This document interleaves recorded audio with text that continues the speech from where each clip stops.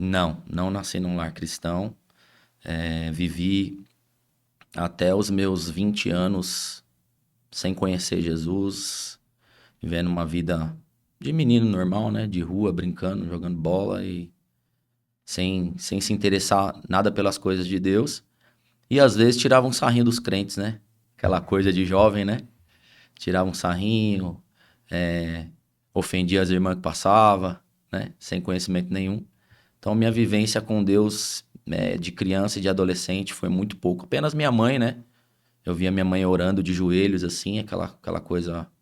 Ela era crente? Não crente. Mas ela, a vida dela, assim, ela sempre falou com Deus, mas eu não foi o suficiente para me fazer me interessar pelas coisas de Deus. Então, não conheci Jesus até os 20 anos. E como foi esse encontro? E você fez capoeira, que é bem distante, né? É isso aí. Na verdade, eu conheci a capoeira, né? Aos 8 anos, mais ou menos, 17. E aí, nesse inteirinho de estar dentro da capoeira, eu acabei conhecendo Jesus. E aí eu vou contar aqui um pouquinho da minha conversão e depois como que foi para eu lidar com essa situação entre ser um atleta, né, de capoeira, depois me tornar professor, formar professores. Então era uma coisa muito importante para mim, assim. E que depois foi um Isaac, né, que eu tive que entregar, foi algo que Deus me pediu e eu tive que trabalhar com isso. Então, agora a parte da conversão foi assim, aquela coisa despretensiosa, né? Um convite que foi feito, aí eu fui junto com na época era minha noiva, e nós fomos numa igreja e eu sabia que ela estava com uma dor naquele dia. Ela estava reclamando daquela dor naquele dia. E aí, quando chegou na igreja, aquela dor dela foi revelada. O pastor estava lá numa igreja super simples, de bairro, assim, bem carente.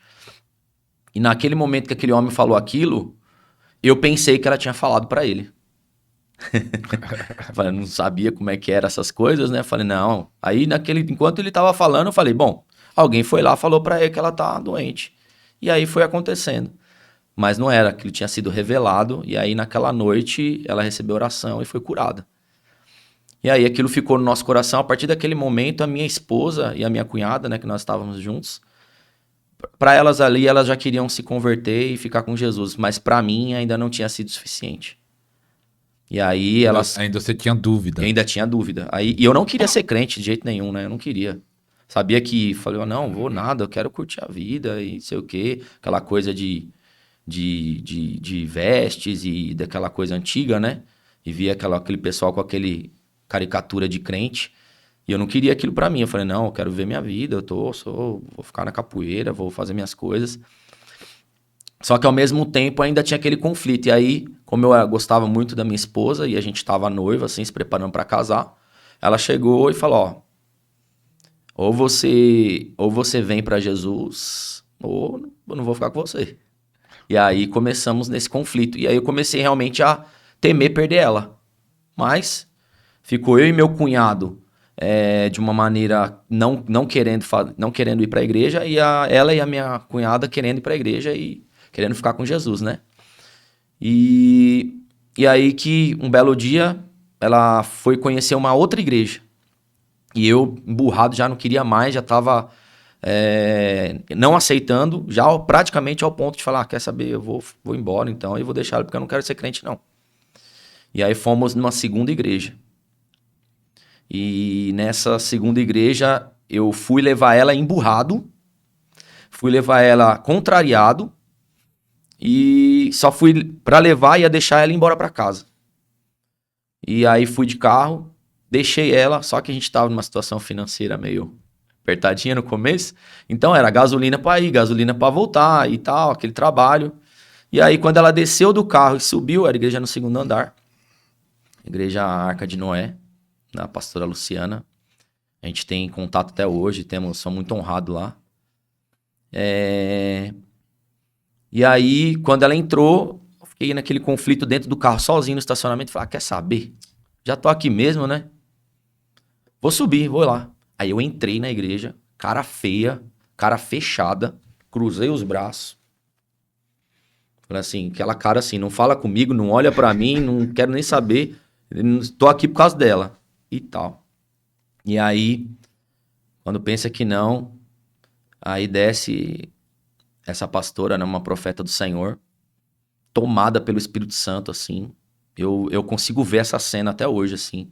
Ela marchando, andando na minha direção, já falando em línguas e com aquela autoridade, levantando aquela voz alta e saindo do púlpito indo até mim. E aí pegou na minha mão e começou a falar coisas da minha vida que nem meus pais sabiam. Só eu e Deus sabia. E já começou a declarar ali o meu futuro, né? Na presença do Senhor. E aí eu caí em lágrimas ali e naquele momento veio a convicção que assim, Deus está no meio desse povo. Coisa que eu não imaginava. Eu pensava naquela coisa, um Deus distante, né? Aquela coisa, um Deus etéreo, teórico, né? Que a gente ora para dormir. Mas veio aquela convicção: Deus está no meio desse povo e agora o que eu faço? Então eu falei assim: não tem o que fazer, não tem como eu fingir que Deus não falou comigo aqui. Não tem como eu fingir que não aconteceu. Então naquele momento, realmente eu falei assim: se Deus está aqui, Deus está no meio desse povo, eu preciso estar aqui, eu preciso ver, estar com esse povo, estar no meio de onde Deus está. E depois desse dia, eu aceitei Jesus e nunca mais saí da presença do Senhor, nunca mais me desviei. E muitas coisas que foram profetizadas na minha vida naqueles dias, eu estou vivendo hoje. Glória a Deus, é forte isso. É forte. Mas você se converteu, já estava na capoeira. Tem igreja que é contra, né? Tem igreja que não liga tanto, cada ministério tem uma ideia, mas tem igreja que fala que não pode, né? É isso aí. E a sua igreja falava que podia, que não podia, e você disse que teve que largar, sendo até professor. Como foi esse processo? Foi um processo complicado porque eu vivia disso, né? Eu não tinha outro trabalho. Tudo que eu fazia era isso. Eu dava aula em escolas, eu dava aula em academias e eu tinha minha própria academia. Então tudo meu era voltado à capoeira. Então era muito conflito para mim sair. Então eu não tinha essa cobrança do ministério, né? O ministério não me cobrava isso. E só que dentro de mim eu tinha um certo conflito. Então o que eu começava a fazer? Eu comecei a adaptar a capoeira para mim, para que eu tivesse paz, né? Porque aí tinha as músicas, né? As músicas que cantavam coisas de entidades, as músicas que são voltadas a religiões afro e tal. E às vezes até citava mesmo, falava o nome de demônio mesmo, só que a gente não tinha esse conhecimento. Enquanto a gente estava no mundo, a gente cantava tudo e sabia de nada, né? Tocava tabaco, tudo aquela questão. E quando eu me converti, o que eu quis fazer? Eu falei, eu quero levar aquela coisa de levar o povo para a igreja. Então eu chamava meus alunos e dava estudo bíblico para os alunos da capoeira. No domingo de manhã, fazia escola dominical para os alunos da capoeira.